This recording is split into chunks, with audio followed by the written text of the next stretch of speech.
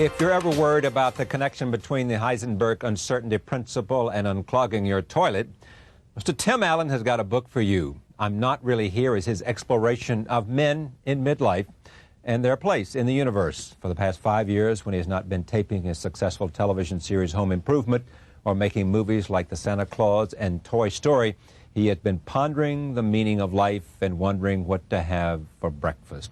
I'm pleased to have him back on this program. Welcome back. Thank you very much. Now, this story evidently begins because the idea is your wife goes away. Right. She takes the baby, and they go away for the weekend, and I'm going to sit there and have a guy's weekend, you know, go out late with my friends. Yeah. And everything starts taking left turns. You know, I almost hit somebody on the freeway. Yeah. It makes me ponder how quickly your life could change. And then I'm putting a hood ornament on my new hot rod, and I spend, like I've done so much in my life the last 4 years, is look for stuff in my house. And in that search, I end up, you know, finding out other things about myself and other questions I have, and a little bit about malaise and about turning 40-ish, as they say. And I said it was a culmination of a lot of things. When the publisher said, let's do another book, and I said, no. It's for me, a comedian and a performer, it's a rather unpleasant experience because it takes so much time to write books. Yeah, I mean, when I saw this, I said, why is he doing this? Yeah. He doesn't need the money. It takes time. He takes it reasonably serious. You know, he doesn't want to write something that's stupid. Right. Yeah. And you did it anyway. Well, I tried it because I said if I can challenge myself and write, I'd love to write about what I have a passion about. I don't want to say new age. It's just some of these questions I have because I was a science major and I started investigating this for about the last 5 years. I've been heavy into reading about quantum mechanics. Right. Quantum mechanics? Well, I wonder what happens when you take an engine apart. Yeah. And then one day I was thinking, what happens if you take the piston apart itself and then you take the metal? What's the metal made of? I knew all that's from science class. It's atoms, eventually molecules. Right. And then I started reading some books that suggest that that's not exactly the case. And then one of these writers said, no one's actually ever seen an atom. And I read that and I said, come on, this should be on on the news somewhere. And truly, no one. They've seen shadows of them. They don't. There's no. And once you keep dividing particles down, there is truly nothing there in the sense, in the traditional sense of what knock on wood, what matter is. And I started reading these things and I got very confused. I said, why doesn't, well, if there's nothing actually making up me or the body, then what's the point of things? And it got me on this spiral where my wife said, snap out of it. Read something else, yes. You know, just read it. Can't you read a science fiction book like it? And I started putting this all together and trying to get an answer out of this. And then I started reading different books and I was doing a lot of research and I end up getting into the Eastern religions because some of these physicists are getting pretty wacky. What they're saying, yes. If they admit what they're saying is there might be an interconnectedness on a subatomic level that we were unaware of, which means we're all pretty much the same deal. You went to make a movie. Mm-hmm. What was it called? Jungle Jungle or something? Jungle to Jungle. Jungle to Jungle. And you've got your computer there, mm-hmm. and you're connected to the internet, right? And you're going on this search for all these questions. For all these questions. And I'm back and forth with this. I said, when they work, but I mean, this place is a computer nightmare. I don't know what's going on in this place. There's so many computers in this building. It was in the Bloomberg building. Boy, I know. This is heaven for you, huh? Power outage here must be a nightmare. We're down. The whole oh boy. Half of Manhattan's east side is down. But I got in and when it worked, I was able to, you know, I was in the rainforest. I was able to get on the satellite phone and sometimes get my manuscript back to be retyped and then back to me. And this is the problem that the director had when he said, I was always. Am I done with the scene? Yeah, you are. Well, I got to go finish chapter 2. And this is exactly why he was the same director as Santa Claus. Yeah, and he said what? And he said, would you please stop it? Why write your book another time? Yeah, write your book some other time. I said, well, I have a deadline, and now I've got, you know, publishing deadlines. You love the internet because you're curious by nature, and you can go fish for all those answers. Well, I find it incredible what computers do, and they're right. But if you have computers and you know them, it's like my brother said, it's like a dishwasher. You load it, and you unload it, and it does something in between. Yeah. And so I used to write on the legal pad, and he said, well, how much time are you saving actually using the computer? Doing this book taught me if you use them right, they're a valuable tool. Were you interested in things like this when you were growing up? Mm-hmm. I mean, you were. You know, all during my life, things have happened to me that were a little odd. I mean, I think I saw a UFO when I was a kid, but I'm a reasonable, I look at things very scientifically because I'm a big science freak. Yeah. And so he said, well, it could be a weather balloon, all this. But we never explained it. I had a bout one time during college, a very innocent situation with a very good friend of mine. nothing spurious about the activity. We were able to talk without speaking, and it did happen. We've known each other 25 years. He's got 3 kids, normal guy. Every time we get together, he said, "We did do that." I said, "Yeah, I don't know what happened. Just one point we were talking and noticed that we weren't moving our mouths." It never happened again, but these kinds of things suggested to me that reality, as we look at it, is a dazzling kind of thing. There might be more to it than we think. Back to sort of another part of this too, other than I assume I'm not really here is based on everything what we've just talked about. Right. You know, that's where the title comes Right. from. We are, but we can't find ourselves. Right. You know, were you feeling a kind of malaise? I mean, does Tim Allen sort of say, "What am I doing with myself, and what am I about?" Well, there's so many things that affected that. I can't really have fun unless everybody else is having fun, and sometimes I get so fatigued with racism in the world and hatred. Eventually, just you can't be real happy when you see this stuff happening. Yeah. At the same time, Rwanda, and you say, "Oh, guess why?" It gets boring. The behavior of all of us as a human race sometimes gets just boring. Why don't we just grow up or wake up, or let's just try to be nice for a couple months. Maybe that'll be just try something else. We've been at this for so long; it's just become boring.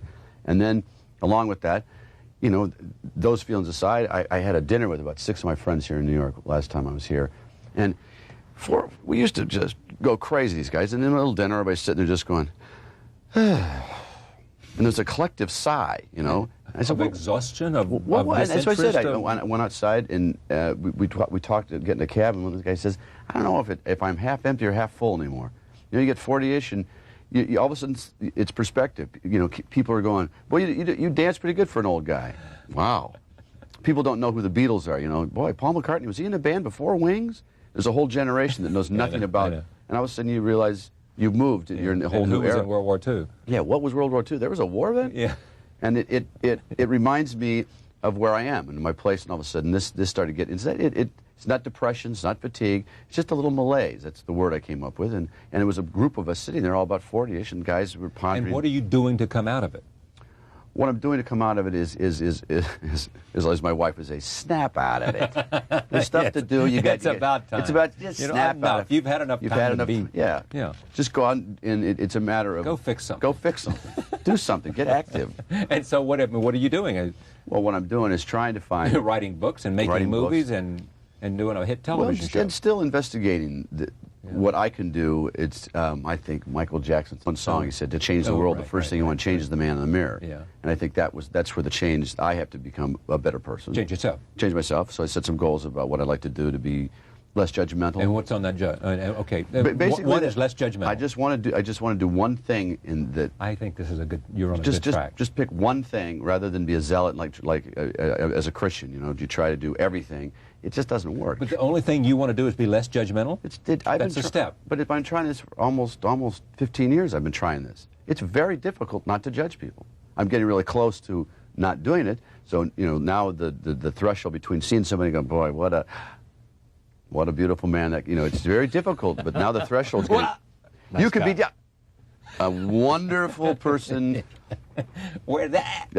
Yeah. Nice clothes, but I do like that color combination for a bowler.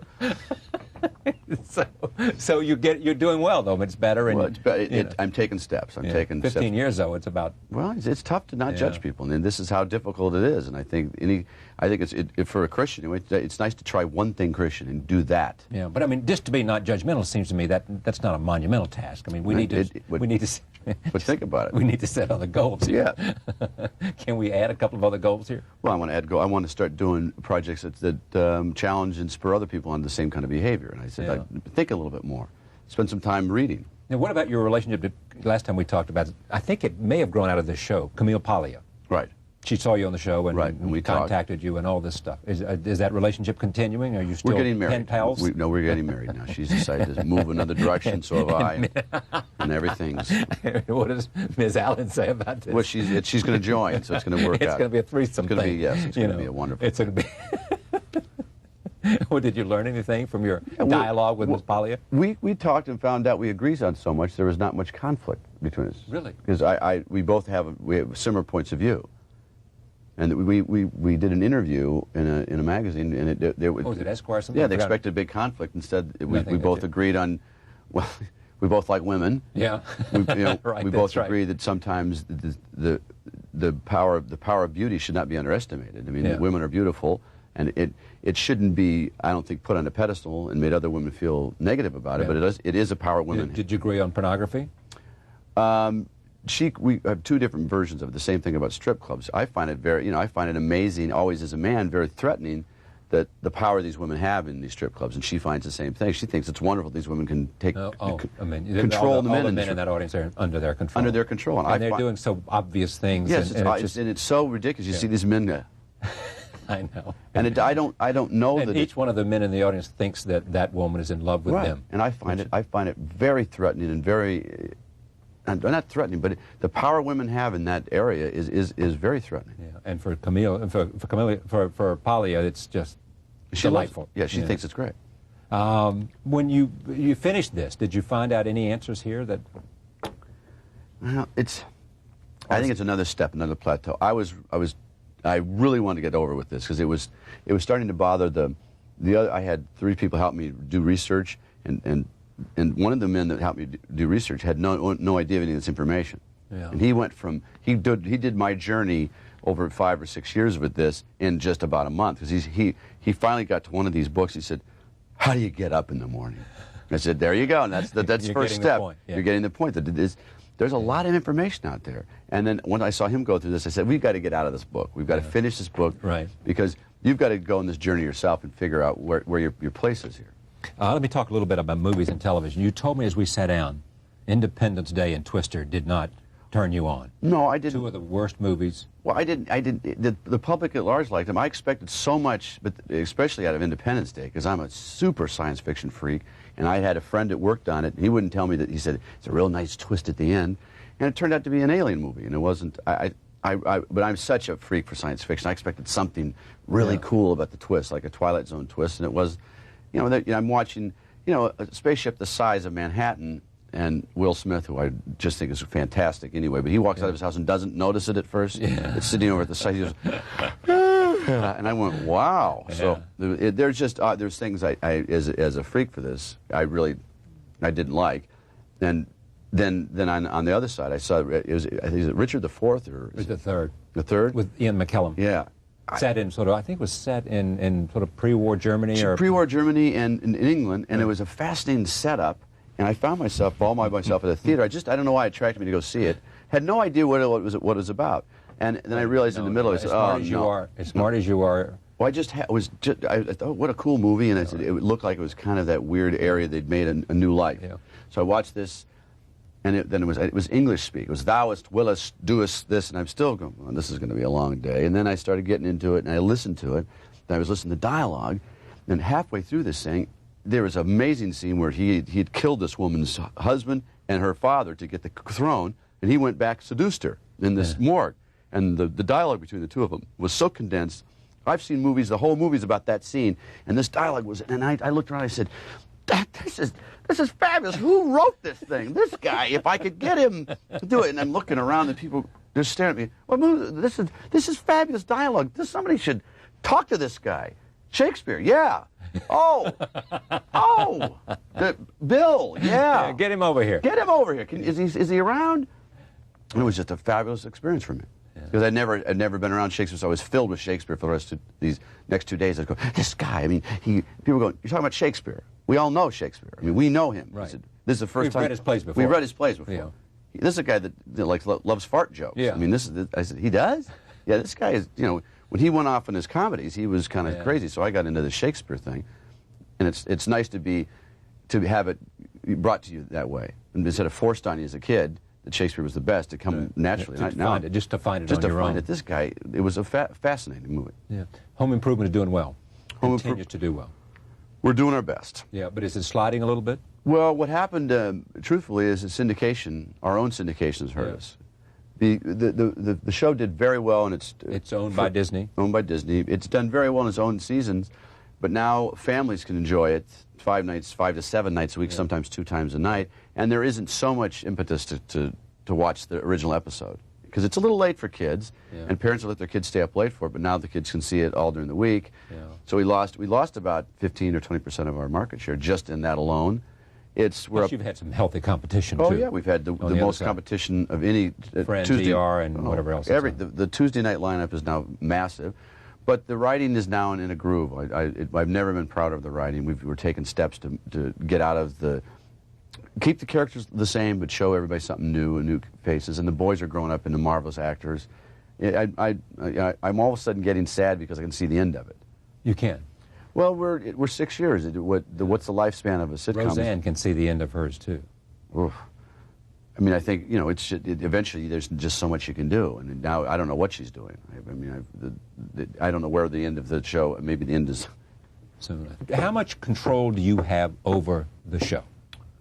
Well, I wouldn't say the word control. I use the word, I have a tremendous amount of influence.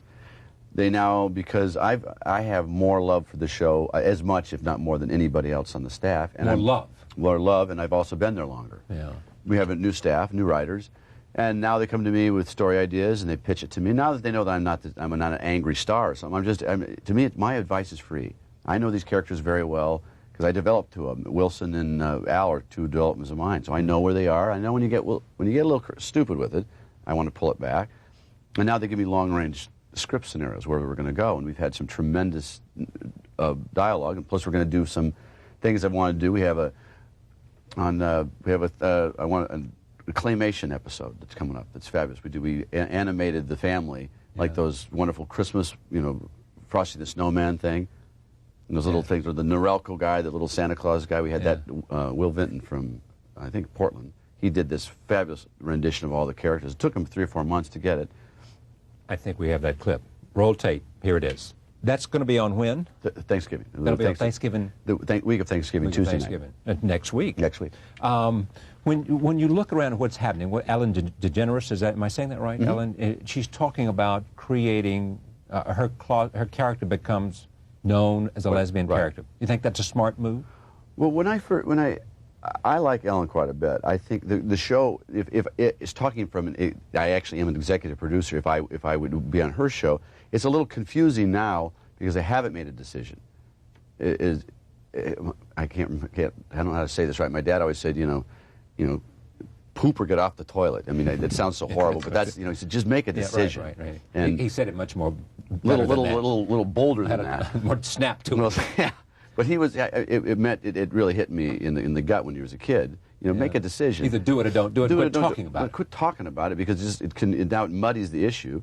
It would be a bold step. I think it'd be interesting to see a lesbian couple. Yeah. To go into the same problems everybody else goes through. It's a big gamble. I'm not sure that America's ready to have a lesbian couple arguing, bickering, making up, going through life like this. I think it's real interesting. It would be real bold. Excuse me, but to go halfway where we don't know, I think they're kind of confusing the issue now. Well, it's both owned by is that character owned by ABC? That show owned by not by ABC by Disney, as well. Same thing, ABC, Disney. No, that's right. Actually, now it's the same thing. But Disney was a Disney creation by the Disney television people. Right. And they haven't decided, and they. Well, I went in there. I went into her bungalow, which is right near mine on the Her Burbank. bungalow's near your bungalow? Right, well, their offices. And I walked in. I said, "Is she or isn't she?" I walked through their studio thing, just screaming, "I've got to know! Yes. America's got to somebody tell me!" And I kept shaking people. "Is she or?" And they, "We can't tell." And it was quite a funny day. Yeah. There are a lot of lesbian and there are a lot of gay characters on television. Are there not? An appreciable number, but they're worried now that can a lesbian character be the lead for a show? Can it carry a show? Can it carry a show? And I my mom likes her a lot. Anyway, and I don't. So what'd your mom say? Well, I don't think she cares. She just, as long as she's funny and tells a story. I think we're grown up enough. I think we are, but I said it's just a ridiculous. It's ridiculous that this even is an issue. Your orientation. Why don't I guess I just don't understand why we're in the position where it's even an issue, and why it's the position we got to hide it. But it is that we've got to grow up, I guess. Did people come to you this year and say, we've got to do another Santa Claus movie? Well, you bet. Because it did over $100 million. 142 million, something like that. It was big. Then why didn't somebody do it? Well, because I don't want to spoil it. There's so many movies out there to be made, and it's ridiculous to go back to the well because you're scared. Try something else. I mean, I got 70 scripts that I look at. I mean, I have people read scripts to see if I might find the next movie, and there's tremendous movies out there, but they're so dollar oriented, which is their agenda and that's their job. But they want to go back and make Santa Claus 2, and I read it, and I said, It was no good. well, it's not no good, but Santa Claus 1 was wonderful. Why diminish it? I think it was a great movie. I loved it. Everything about it. But let's move on. You've gotten to the place where you're not going to do things just for money if it doesn't turn you on. Oh, or for anybody's benefit. You know, I hate to see anybody do creative things just for money.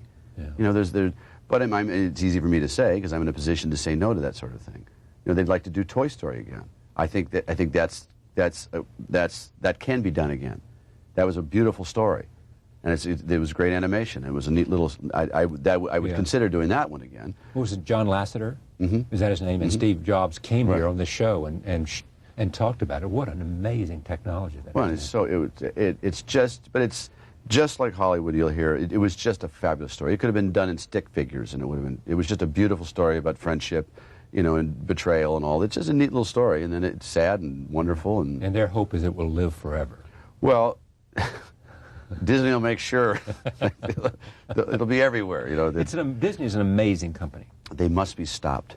I hear that, Michael. Go ahead. I do that on the set all the time. We were doing a tribute to the 25 years of Disney World or something like this, and I turned to the monitor and I said, "Congratulations, Disney. They've got to be stopped." I put them in the same thing as Microsoft. They can't get much bigger. Pretty soon, you know, it's going to be, you know, New York, and then outside of it, just Disney. Well, they'll combine then. It'll be Microsoft, Disney. And just gigantic. I mean, how much bigger do you have to get? They're just nonstop. It's a machine of just creativity constantly. And you went off and made a movie with Universal. Yes. And did they like that? No. They didn't like that. No, they didn't like it. But it wasn't anything. It wasn't based on malice. It just the project competition. You're our guy, and why are you making movies with down Universal? the street? Yeah, you know, said, well, aren't our movies good enough for you? We had no scripts that you liked. Well, that was it. I told Mr. Eisner in a nice way at a fundraiser. I said that it just didn't happen. Yeah, I think they learned something about being aggressive about finding scripts because I don't think they were as aggressive as they could have been because the other studios were very aggressive about luring me away. Yeah. And I said, and it wasn't money or anything. It was finding a creative project. I said, I'm kind of looking for this sort of thing, and Disney was aware of it. And then, boom, Universal came up and was very aggressive. And I said, it was a neat project. But what is Mr. Allen doing to create for himself? I mean, he's writing books. Can you create characters? Can you create scripts? Are you? I bought a movie. It'll be my own. It's a really cool one-act play sort of thing. And that'll be under my production company. And I'm voraciously trying to put together a even longer process than this. I've written two very scary sci-fi movies, one of which I can't find a part for myself in. I'd have to rewrite it. And one guy suggested, make it a comedy. And I said, no, that hasn't been. Imagine Aliens as a comedy. And I said, that doesn't work. And the other one is a pretty good science fiction yarn that I would have to play a villain. And this is like the book. I'm edging towards different things, and this of course still has a lot of humor in it. But if I played a villain, would the public at large like, you know, Tim the Toolman Taylor is a pretty evil guy. Do you watch the Sci-Fi Channel? Mm-hmm. You do? Mm-hmm. You like sci-fi that much that you were... Well, but I found out it's almost like a collection. There is a finite number of science fiction films. Yeah. I think I've either got on video or Laserdisc or tape, my own tape collection. I've certainly seen them at least once. At least once. I have most of them. So there aren't any new ones out. They don't make the old B, you know, the monsters look like fish. That B movies anymore. There isn't the cheesy science fiction that's turned into today's collectibles, and the big sci-fis are just big. I'm bouncing around here because I like you and I find out more things about you each time. Politics. What are your politics? Oh, this just came up today. I actually, out of frustration, voted for Perot because I saw the last gasp he did, and it instead when he was making the character plea against the president. Well, not only that, but he just said, "This is the problem here. Let's just do this. This is what I say about this. This is the problem. They tell you this. This is the truth." And I said, and it appealed to me. I said, "I just like take because it was Mr. Fix-It. Mr. We'll raise up the hood and get under there and fix it." His thing about child care. I've always felt the same. Spend the money on babies rather than prisoners. You know, let's start early with that. I've had these projects in Houston, and he just seems to have clear-cut things that you could start tomorrow. And I like that there's no PAC connection with him. He doesn't need it. Granted, as my wife points out, he's been running a business. And the government's not like a business. There's a lot of cooperation and all the schmoozing in the government. Your wife sounds terrific. No, she is terrific. I mean, she's smart. She knows when to tell you, just grow up, Tim. Just grow for up. goodness sakes. But I felt bad because I think Bob Dole's, I don't know him, but he looks like an honest, sincere, a great American who went through the war. It's unfortunately, it seemed like a tired format. You know, there isn't enough people that care. I happen to be one that does care about veterans, you know, because it's hard to describe how this country was formed on this. We fought in some. This is an honorable man. Just seemed a step out of it to me, and I just felt because that's who I liked his politics. I just wasn't sure. In the Senate, he was he was one of the giants of the Senate, much admired. He just didn't have a campaign. He never tracked. He never got any traction. And everyone that I know that's spoken to or knows him, he's a funny guy, real warm. Oh, he was on Letterman after he lost the election, and he was hilarious. Right. You know, and there's a chance that people like Bob Dole. Hubert Humphrey, after losing the race to Nixon, came back to the Senate and became much admired. Was sick and dying, and there Walter Mondale has found a wonderful life. He's ambassador to Japan. Barry Goldwater, after losing, went back to Arizona, and I think began to change some of his positions, but became a very interesting guy. I mean, he wasn't doctrinaire in terms of what he said and what he believed. And well, all this is character building too. Yeah, it is. It's easy for me to say, but I don't know the wherefores. And I said I got a birthday greeting from Clinton, so I got kind of like him. I don't know where that came from. So what do you mean? He called you up? No, he wrote me a nice letter. I got a letter when I was in the jungle. FedEx down to me. And I thought it was one of my brothers because I couldn't believe that. Why would he send me? You know. Wait a minute. The president sent you sent me a birthday greeting. I still think it's was it typed out? Said what did it say? Typed out. We want to wish you a happy birthday this occasion from our family to yours, something like this. And it was a very, very nice. Just a greeting, and he signed. I think what you should do is the following. I sent it back. I said, no. I think what you should do is said, Mr. President, just fax him back. I didn't know you cared. I'm going to be in Washington next week. I'd love to just drop by for a chat, and maybe overnight. I'd stay in the Lincoln bedroom. Yeah. It'll be nice for me, nice for you. And maybe I can if you want to play, or you could say to him, I know you're over in Australia on your visit, playing golf and having a good time and doing important things for the nation. Nobody's at the White House. Let me just Can I just stay the there? night. Do you mind? Because I'm kind of I'll have some friends over. My friends are in a little bit of a malaise, and they need to sort of cheer them up. And this will give them a new kind of thing. I should send him the book, is what you should do. Send him the book. Tim Allen, the book is I'm Not Really Here. It's always a pleasure to have you. Thank you. It's a big pleasure to be here. Thank you. Good talking to you. Tim Allen, the book is I Am Not Really Here. Coming up next, a conversation with Roseanne recorded last week in Los Angeles.